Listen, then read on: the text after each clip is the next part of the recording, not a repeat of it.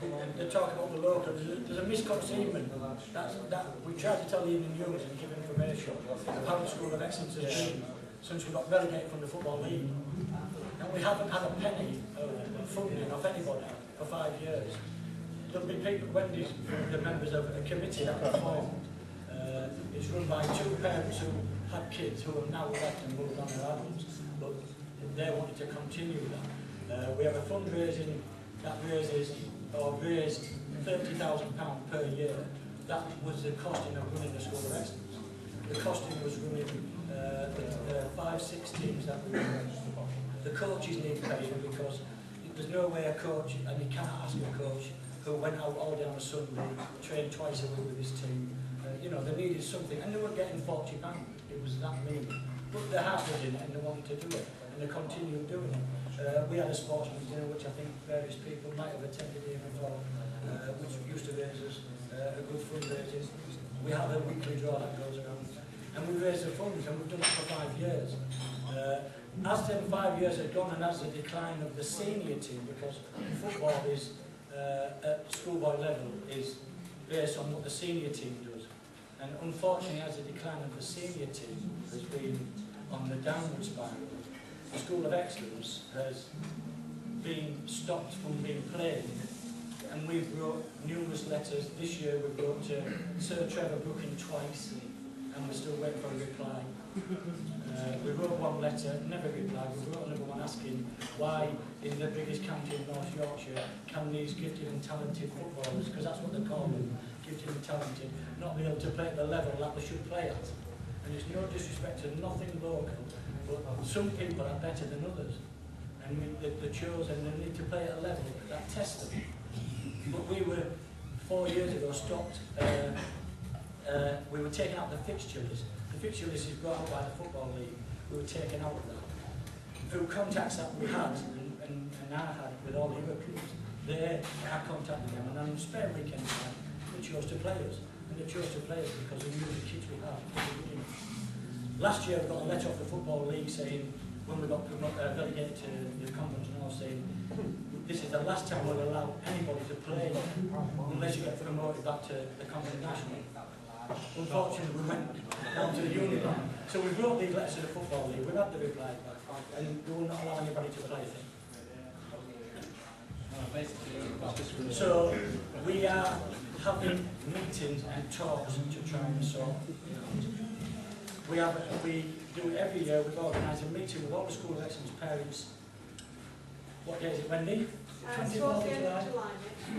We have an induction, it's called an induction, where we induct new players into it, and we have a normal meeting with the parents, inform them what's happening, what nights the kids are training, what time we need them, their commitment and everything. And we've got that meeting on the 24th of July. We are trying to sort something out before then. And if we can't, unfortunately, football at that level for children. And the unfortunate thing is now, because York are now not in the Football League, they're losing as well. So there will not be a recognised centre of excellence at that level in the biggest county in the country.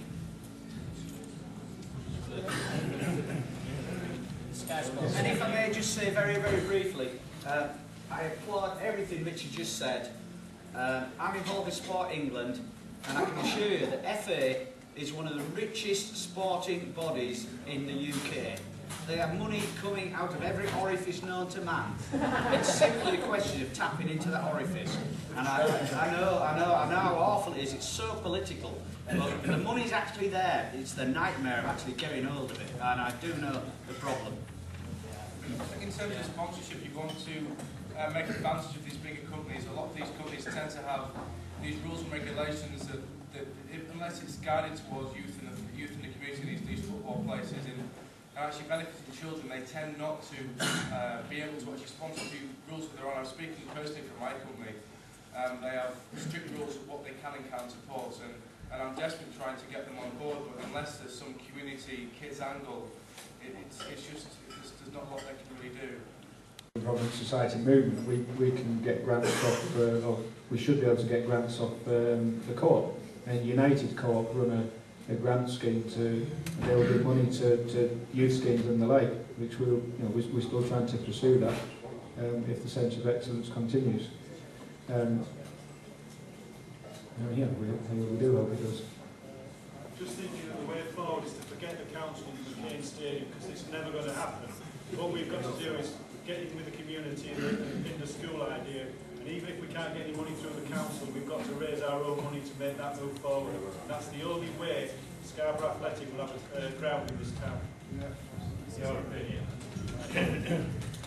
Gentleman at the back. Just carrying on what you said there, if the centre of excellence continues, it must continue for the kids around it. It's not an if, that should be at least number 2 priority.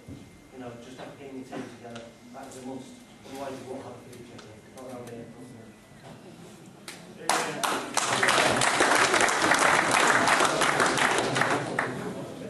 Yeah, it sounds like I'm joining in here, but unofficially, I think New Bellamy and Pinder has a habit of getting money out of hats, like white rabbits.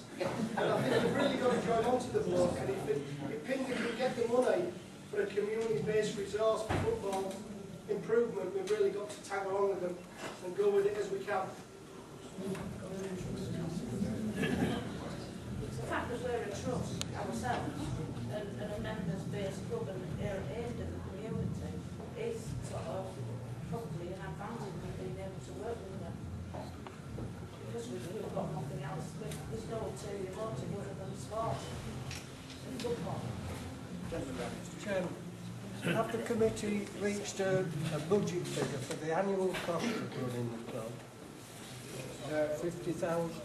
We have, I mean, in very broad terms, what we have done within our business plan is produced 3 different scenarios, high, medium and low, based on what we expect the crowd to be at Bridlington. And obviously it's very difficult to gauge exactly how many people will make the trip, let alone make the trip to Northern Counties East League Division 1 level. But at the lowest, or the worst case scenario, we're looking at a turnover of around £60,000, which isn't a great deal. Can we have a show of hands that will go to Britain? Yeah.